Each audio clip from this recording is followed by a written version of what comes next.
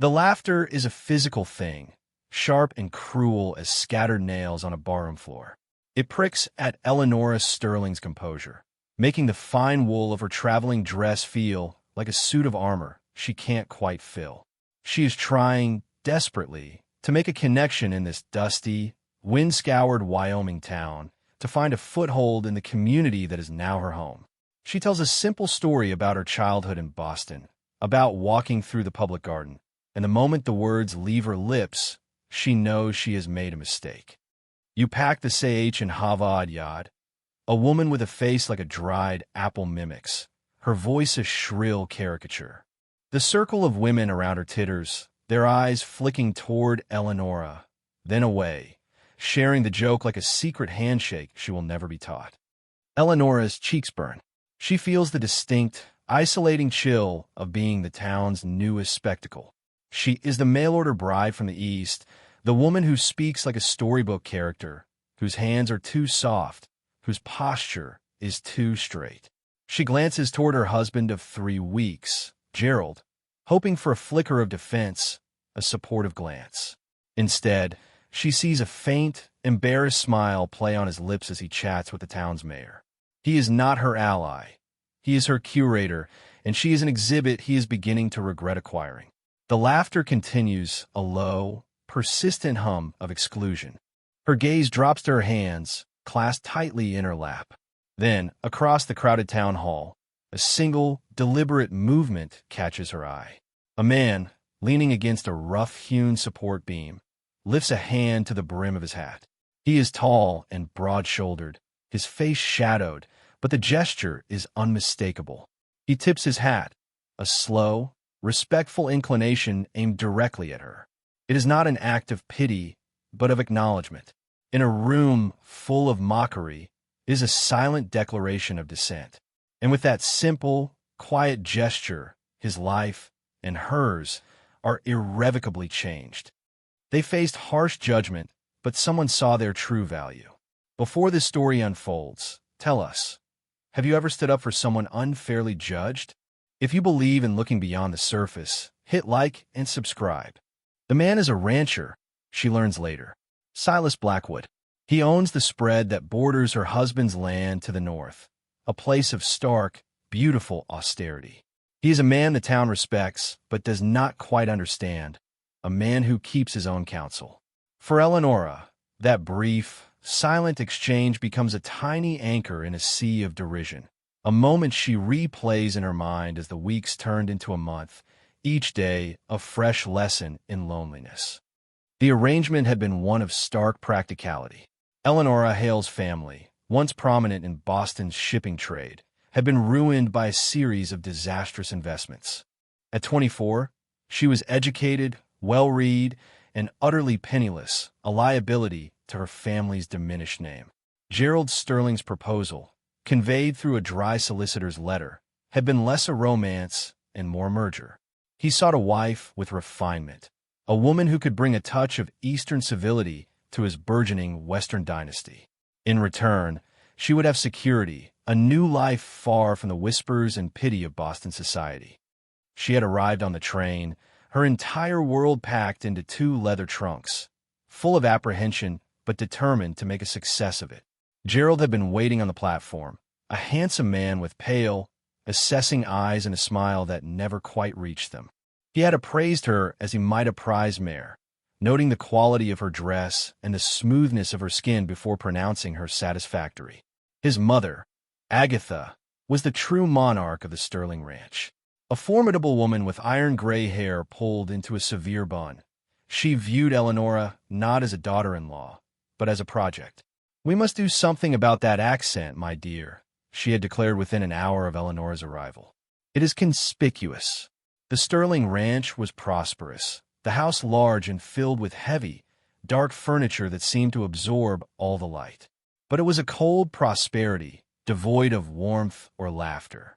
Meals were formal, silent affairs, punctuated only by Agatha's critiques of Eleanora's table manners or Gerald's pronouncements on cattle prices. Eleanora, who had grown up in a house brimming with debate, poetry, and music, felt she was slowly suffocating. Her attempts to engage in meaningful conversation were met with blank stares or polite dismissals.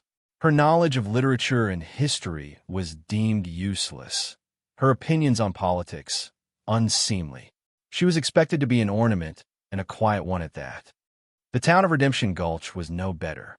It was a community forged in hardship, suspicious of anything that felt foreign or fragile. Her Boston accent became a symbol of everything they were not: soft, educated, and privileged. The women whispered behind their hands at the general store. The men tipped their hats with a smirk. Her loneliness was a vast, open plain, and she was a solitary figure walking across it with no destination in sight. Silas Blackwood's world was a universe away, though it was only separated by a few miles of sagebrush and wire fence. His ranch, the Whispering Pine, was smaller than the Sterling's sprawling empire, but it was his own, built with his own two hands. He had returned to Wyoming after years in the East, a decision that baffled many. He had a degree from Harvard, in classics of all things, a fact that was spoken of in the same hushed, mystified tones as a man surviving a lightning strike. He could have been a lawyer, a professor, anything but a rancher wrestling with stubborn soil and unpredictable weather. But Silas had craved the honesty of the land, the tangible reality of a day's hard labor. The academic world had felt like a series of clever arguments in a sealed room, while the prairie felt like the truth. He had come home with his wife, another Easterner named Clara, who had loved the vastness of the sky but had not been strong enough for the harshness of the life. A fever had taken her 5 years ago, leaving Silas encased in a shell of quiet grief. He ran his ranch with fierce competence, his interactions with the town cordial but brief. He read Virgil in the evenings, the Latin verses a strange and beautiful counterpoint to the howl of the wind. He was a man of deep feeling and profound intellect, hidden beneath a layer of stoic, sun-weathered grit.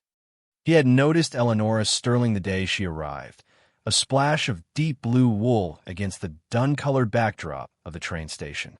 He saw the intelligence in her eyes, the proud set of her jaw, and he heard the whispers that followed her. When he saw the open mockery at the town social and the weak compliance of her husband, a cold, familiar anger stirred in him. He remembered how the town had whispered about Clara, too, about her delicate hands and her love of books. His tip of the hat had been an impulsive act of solidarity, a signal across a crowded room that she was not alone in her otherness. He had not expected it to be the first stone cast in an avalanche. The days at the Sterling Ranch settled into a bleak routine. Eleonora learned to hold her tongue, to make her voice softer, to round her vowels in a clumsy attempt to blend in. She felt parts of herself, the sharp, inquisitive, vibrant parts, being sanded down, smoothed into a featureless shape that would be acceptable to her husband and his mother. The effort was exhausting, a constant performance that left her hollowed out. One afternoon, seeking a moment's respite from Agatha's relentless instruction on the proper way to polish silver, Eleonora wandered into Gerald's study. It was a room meant to project power, dominated by a massive oak desk and shelves lined with leather-bound books. But she saw at a glance that the books were for show. Their spines were unbroken, their pages pristine. On the desk, however, lay a ledger. Idly, she opened it.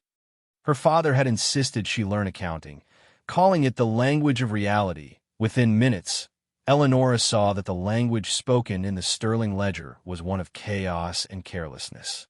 Figures were transposed, columns misaligned. There were entries for expenditures that made no sense.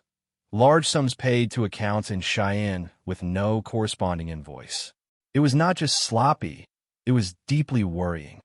She spent the next hour with a pencil and a spare sheet of paper, her mind clicking with a precision and clarity she had not felt in months. She recalculated, cross-referenced, and untangled the knotted threads of the accounts.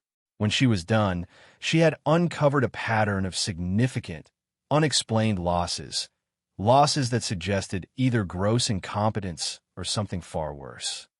That evening, she approached Gerald, the ledger and her notes in hand. "Gerald," she began, her voice tentative. "I was in your study, and I happened to notice a few things in the accounts. It appears there are some discrepancies." He snatched the ledger from her, his face flushing with anger. "You were in my study? Snooping through my private papers?" "I wasn't snooping. It was on the desk. I only thought to help. I have some skill with numbers, and I believe the ranch is losing money where it shouldn't be."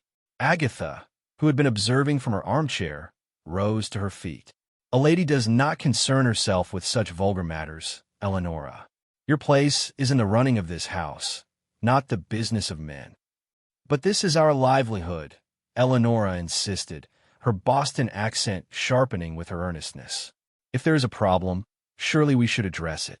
Gerald slammed the ledger shut. "The only problem here is a wife who doesn't know her place. Your skills are not required. You will stay out of my study and away from my affairs. Is that clear?" His voice was cold, his dismissal absolute. He turned and walked away, leaving her standing there with her useless notes and the bitter taste of humiliation. She fled the house, not caring where she went, needing only to escape the suffocating weight of its disapproval. She walked without thinking, her feet carrying her past the corrals and outbuildings, until she found herself near the northern fence line that marked the boundary of the Sterling property. Beyond it lay Silas Blackwood's land. She saw him in the distance, working alone, mending a stretch of fence. He moved with an unhurried, powerful grace, a man perfectly at home in his element.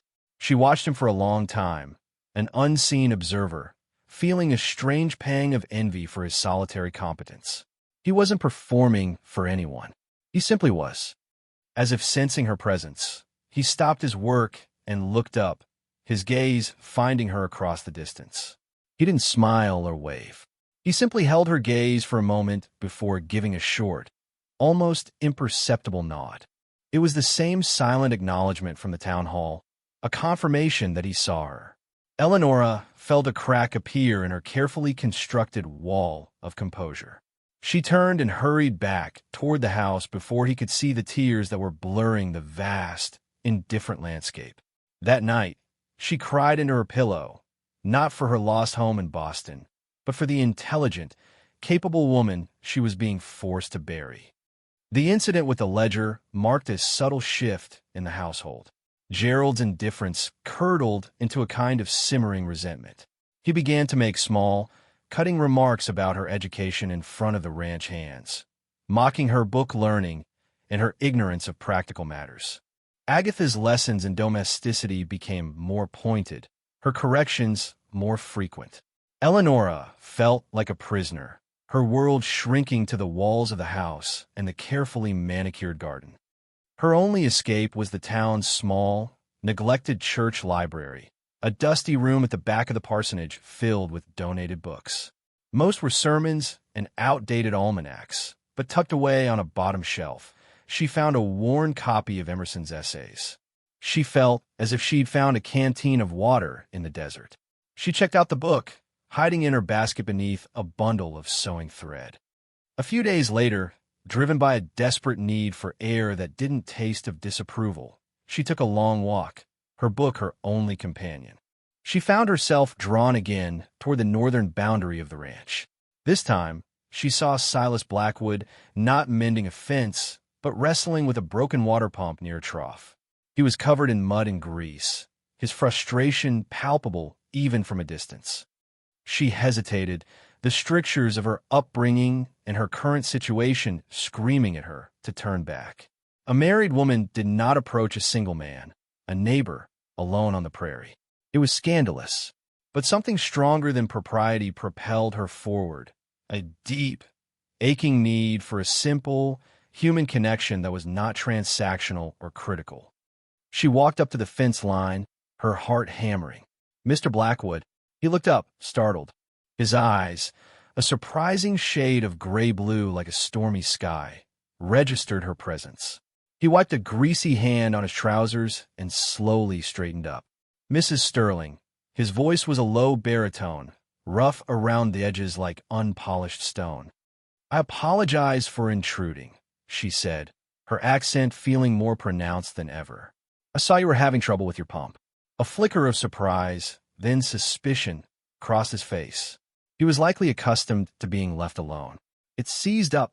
Gasket's likely shot." "In Boston," she began, then stopped, bracing for the inevitable mockery. She forced herself to continue. "My father had a similar pump for the stable well. It would often get clogged with sediment after a heavy rain.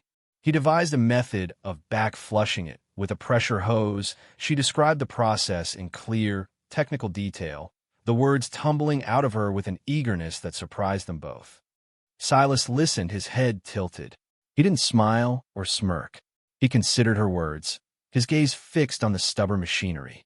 "Don't have a pressure hose," he said finally. "But the principle is sound. I might be able to rig something with a barrel and some pipe." He looked at her then, a real look, one that saw past the fancy dress and the strange accent to the mind behind them. "That's a clever thought." The simple compliment landed like a bomb on a raw wound. It was more kindness than she had received in a month from her own husband. I also noticed your cattle seem to favor the western pasture," she said, emboldened. "The grass is looking thin. I was reading in an agricultural journal about crop rotation for grazing lands. It spoke of planting alfalfa to replenish the nitrogen in the soil." He raised an eyebrow, a ghost of a smile touching his lips. "You read agricultural journals, Mrs. Sterling?" "I read everything I can find, Mr. Blackwood," she confessed. "It helps to make the days pass." She held up her book. "Emerson, an old friend."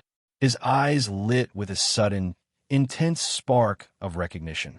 "A foolish consistency is the hobgoblin of little minds," he quoted softly, his voice losing some of its gravel. Eleonora stared at him, stunned. He had quoted Emerson. This rough-handed, solitary rancher had quoted Emerson. A dam of loneliness broke inside her, and a flood of words poured out. About Boston, about books, about the stars, about how vast and empty the sky felt some nights. She talked for 10 minutes straight, her carefully modulated voice forgotten, her natural, sharp-edged Boston accent returning in full force. Silas didn't interrupt. He leaned against the fence and listened, his stormy eyes never leaving her face. When she finally fell silent, mortified by her own outburst, he didn't offer platitudes or pity. He just nodded slowly. "The sky is only empty if you don't know what you're looking at," he said quietly. "The Greeks saw stories up there. Heroes and monsters. Tragedies. It's not empty. It's full." In that moment, standing on opposite sides of a wire fence, a connection was forged, a fragile, dangerous bridge of shared intellect and mutual respect. It was a connection built not on what they were supposed to be, but on who they actually were. "I should go," she said, suddenly aware of the impropriety of the setting sun. "Mrs. Sterling," he said, his voice stopping her. "Thank you for the advice on the pump." "You're welcome, Mr. Blackwood." As she walked away, she didn't feel like a prisoner anymore. She felt like a woman who had just been reminded of her own name. The world was still a harsh place, but it was no longer entirely empty. There was another mind out there, another soul who spoke her language, even if it was couched in the slow, deliberate cadence of the West and hers in the clipped, rapid-fire rhythm of the East. And that knowledge was a seed of rebellion planted in the barren soil of her life. Those clandestine conversations at the fence line became Eleanor's lifeline. Under the guise of taking long, constitution-building walks, a habit Agatha grudgingly approved of as it was very Eastern, she would find her way to the border of Silas's property. Sometimes they would talk for an hour, their conversation a rich tapestry of literature, philosophy, and practical ranching. He would speak of the challenges of his land, and she, armed with research from her ever-growing collection of borrowed books and journals, would offer surprisingly astute observations. She helped him reorganize his chaotic account books, bringing a sharp, Boston-bred order to his Western enterprise. In return, he taught her the names of the prairie grasses, the signs of an approaching storm, the subtle language of the land. He never commented on her accent again. He simply listened to the content of her words, valuing the mind that produced them. With Silas, she was not the woman from Boston she was Eleonora, and in his quiet, respectful presence, she began to feel like herself again. He loaned her his own books, a worn copy of Virgil's Aeneid, a collection of Shakespeare's sonnets, and they would discuss them on her next visit, two scholars standing in a field of sagebrush, a world away from any university lecture hall. Their burgeoning friendship, however, did not go unnoticed. The Sterling ranch hands, accustomed to seeing Eleonora as a fragile, aloof figure, began to murmur at the sight of her speaking so animatedly with the reclusive Mr. Blackwood. The whispers eventually reached the main house. "I hear you've been making a spectacle of yourself with that Blackwood fellow," Gerald confronted her one evening, his voice laced with a possessive anger. "We were discussing crop rotation," Eleonora replied coolly, her newfound confidence making her less inclined to shrink from his disapproval. "Crop rotation?" he sneered. "Is that what they call it? A married woman meeting a man alone at the edge of her husband's property. What do you think people are saying, Eleonora?" "Frankly, Gerald, I've stopped caring what people say," she retorted, her voice sharp. "They have judged me since the day I arrived. Mr. Blackwood is the first person in this entire territory who has treated me as something more than a curiosity or a disappointment. He is a strange man, a recluse." "It is not proper," Agatha interjected, her lips a thin line of displeasure. "You are a Sterling now. Your behavior reflects on us." The confrontation left a bitter taste in Eleonora's mouth. They were not concerned for her happiness or her honor, but for their own reputation. The hypocrisy was galling. She continued her walks, but she became more cautious, more aware of watching eyes. The simple joy of her conversations with Silas was now tinged with a metallic taste of fear.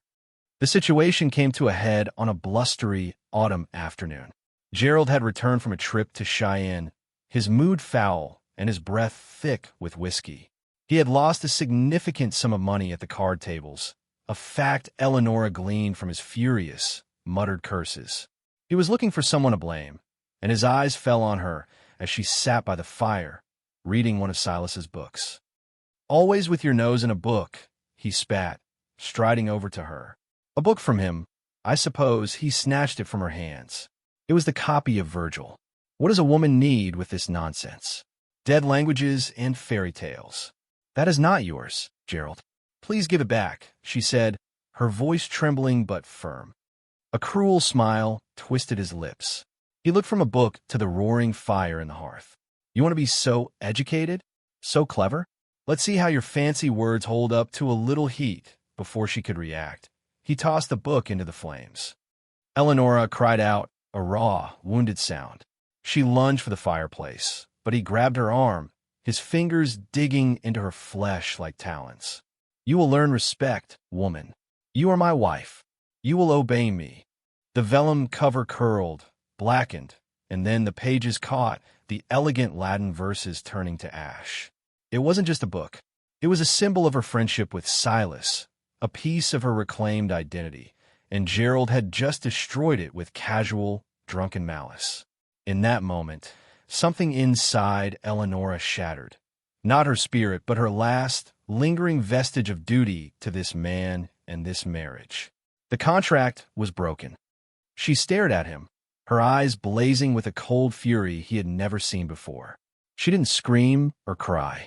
She simply pulled her arm from his grasp, her gaze unwavering. "You will regret that," she said, her voice low and devoid of all emotion. That night, she didn't sleep. She sat in the darkness of her room, the smell of burnt paper still clinging to the air, and she made a decision. She could not stay. To remain in this house would be a slow suicide of the soul. She didn't know where she would go or what she would do, but she knew she could not spend another day as Gerald Sterling's wife. Long after the house had fallen silent, she packed a small valise with her few personal belongings and the dress she had arrived in. She took the housekeeping money she had saved, a pitifully small sum, and wrote a short, simple note which she left on her pristine and used dressing table. It read, "I will not be an ornament. I will not be a victim." Under the light of a cold, slivered moon, Eleonora Sterling slipped out of the house. She did not look back. Her feet, guided by a desperate, instinctual gravity, did not carry her toward the road to Cheyenne or the train station.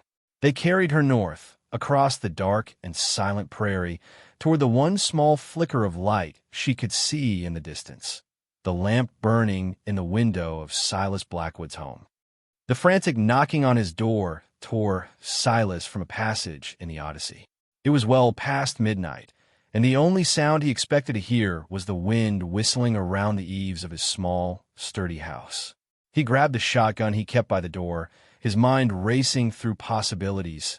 A drifter, a neighbor in trouble, a wolf too close to the house. He pulled the door open a crack, the cold barrel of the gun leading the way. Standing on his porch, silhouetted against the moonlit plains, was Eleonora. Her hair was wild, her face pale and strained in the stark light. She clutched a small valise to her chest like a shield. She was shivering, though whether from cold or fear, he couldn't tell.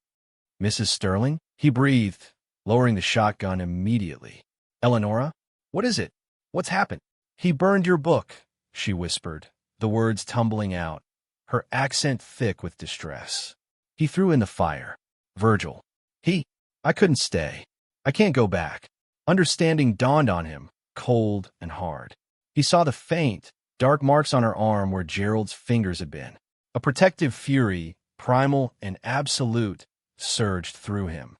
He stepped back, pulling the door wide. "Come in. Get out of the cold." She stumbled inside, and he shut the door, sealing them inside the small bubble of lamplight, a tiny island in the vast, dark ocean of the prairie. The room was simple, almost monastic, shelves overflowing with books, a fireplace, a solid wooden table, 2 chairs. It was a room that valued substance over style, and in it, Eleonora finally let out a shuddering breath she seemed to have been holding since she left Boston. "He can't make you go back," Silas said, his voice a low rumble. "But he will come looking for you. When they find you gone in the morning, this will be the first place they look." "I know," she said, her voice barely audible. "I'll leave before then. I had nowhere else to go." The admission hung in the air between them, a confession of her utter desperation and her implicit trust in him. He poured her a cup of coffee, his movements deliberate and calm, designed to soothe her frayed nerves. They sat at the table, the silence broken only by the crackle of the fire he'd just stoked. The full weight of their situation pressed down on them. She was a runaway wife. He was harboring her. In the eyes of the law in the town, she was a transgressor and he was an adulterer. The Sterlings had money and influence. They could and would destroy them both. "They will ruin you, Silas," she said, looking at him, her eyes dark with anguish.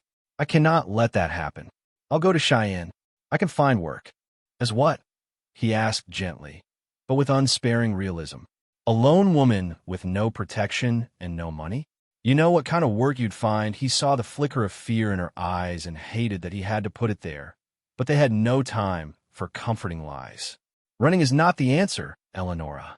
They will hunt you down, and Gerald will drag you back simply to prove he can. We can't run. We have to fight." "Fight with what?" she cried, her composure finally breaking. "They have everything. We have nothing." "That's not true," Silas said, his gaze intense. He leaned forward, his hands flat on the table. "They have money and a name. We have the truth.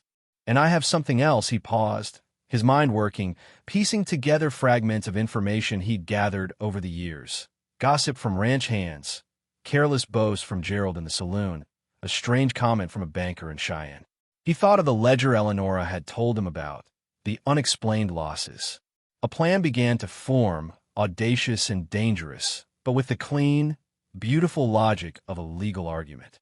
Gerald's father, Old Man Sterling, built that ranch on a foundation of ruthless ambition, Silas began, his voice low and urgent.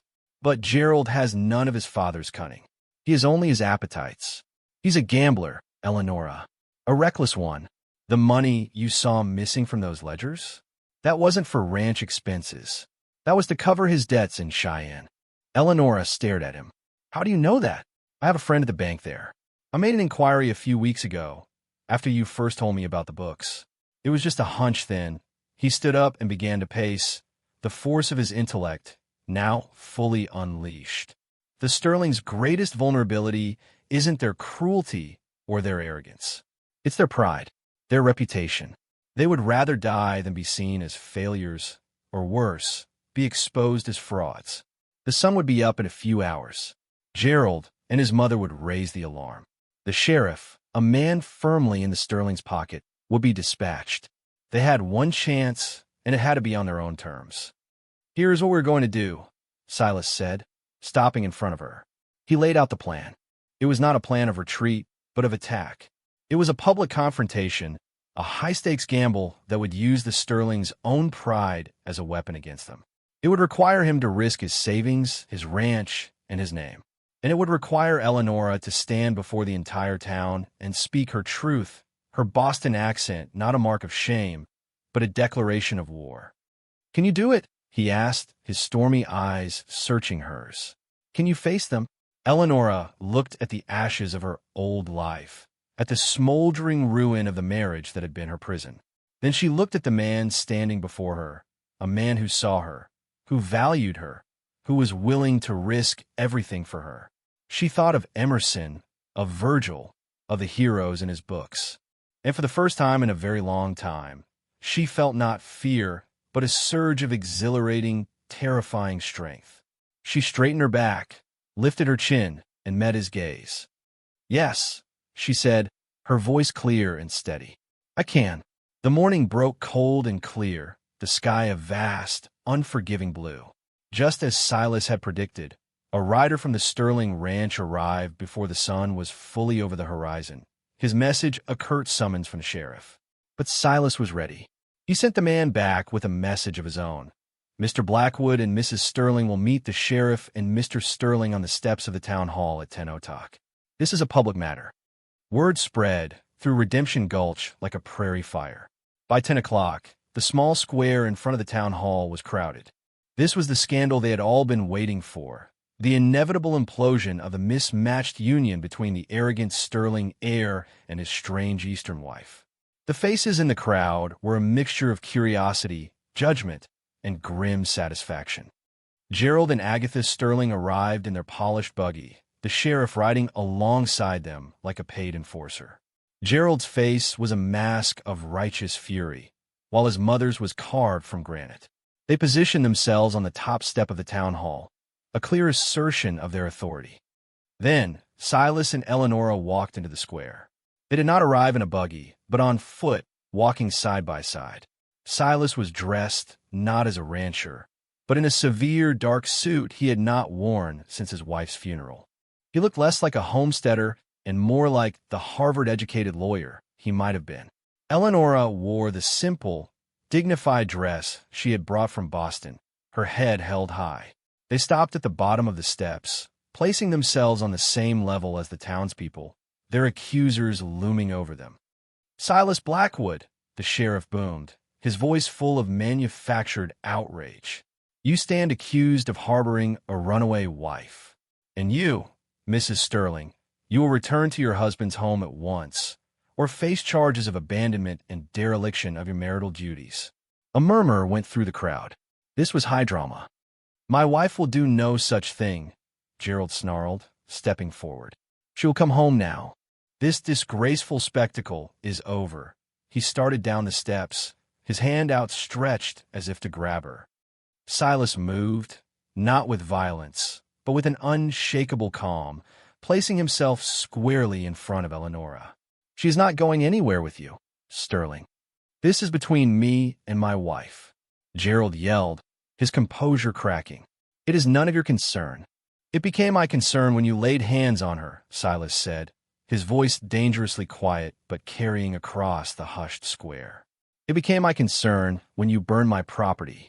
And it is the town's concern when the man who presents himself as a pillar of this community is, in fact, a fraud." Agatha Sterling's eyes narrowed. "What is the meaning of this libel?" Silas looked past the Sterlings, his gaze sweeping over the faces in the crowd. The merchants, the ranchers, the women who had mocked Eleonora. "You all know me. I keep to myself. I do not meddle. But I will not stand by and watch an injustice, and I will not allow my name to be slandered. Mr. Sterling accuses me of impropriety. I accuse him of being a liar and a cheat who is driving his family's ranch into the ground to pay for his gambling in Cheyenne. A collective gasp went through the crowd. Gerald's face went white. That's a lie. Is it? Silas countered, his voice like steel. I have here a sworn statement from a clerk at the Cheyenne First National Bank, detailing your debts. Debts you have been paying off with ranch funds, hiding the transactions in your ledger. He held up a piece of paper. Shall I read the figures aloud? Or perhaps the names of the gentlemen to whom you owe money? I'm sure Mr. Davies of the Mercantile would be interested to know why your credit is so extended. The tide of public opinion, so firmly with the Sterlings moments before, began to shift. They smelled a different kind of scandal now, one of financial ruin and hypocrisy.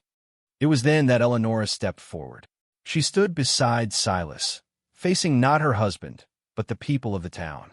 Her heart hammered against her ribs, but her voice, when she spoke, was clear and strong, her Boston accent ringing out not as a weakness, but as the unimpeachable sound of her own truth.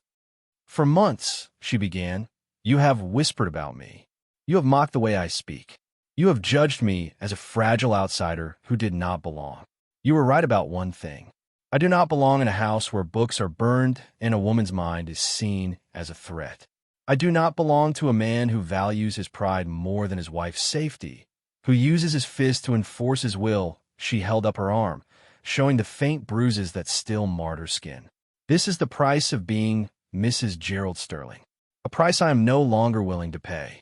Her words, direct and stripped of all artifice, landed with stunning force. The women who had tittered at her accent now looked at her with a dawning, horrified respect. They saw not a caricature, but a woman of courage. Agatha Sterling, seeing her world crumbling, made one last, desperate play. She is his wife, bound by God and by law. She has no right. Then let us dissolve that bond, Silas declared, his voice cutting through the tension. He looked directly at Agatha, the true power in the Sterling family. I know what matters to you, madam. It is not your son's happiness, but the Sterling name. His gambling debts are a disgrace that will ruin that name forever. So I will make you an offer. He paused, letting the weight of his words settle. I will assume all of Gerald's debts. I will pay every penny he owes. My ranch and my savings will secure it. In return, you will grant Eleonora an immediate, uncontested annulment on the grounds of fraud and cruelty. You will walk away and never trouble her again. You save your name from public ruin, and she gains her freedom. The proposition was shocking in its audacity. He was offering to buy her freedom, framing a rescue as a financial bailout. He was saving the Sterlings from themselves, but on his terms. Gerald looked at his mother, his blustering rage deflated, leaving only the panicked fear of a spoiled child. Agatha's face was a storm of fury and calculation.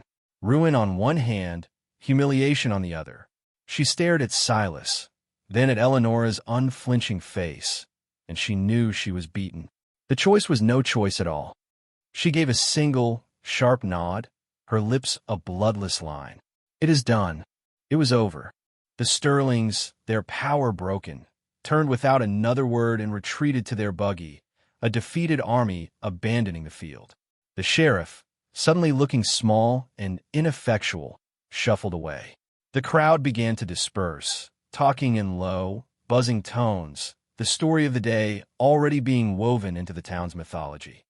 In the sudden quiet of the empty square, Silas and Eleonora were left standing alone.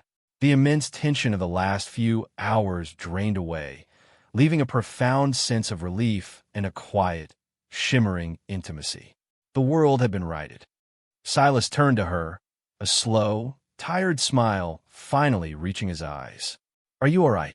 "I am," she said, and she was surprised to find it was the absolute truth. She felt lighter than she had in years. "Thank you, Silas.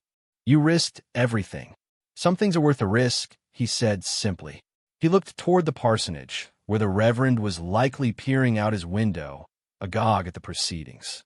"I imagine the Reverend is available to discuss the annulment papers." He paused and then added, his gaze holding hers, and perhaps to schedule another, different kind of appointment. A genuine smile, the first she had felt in what seemed like a lifetime, spread across Eleanor's face. The future, which had been a terrifying void, was now a landscape of possibility.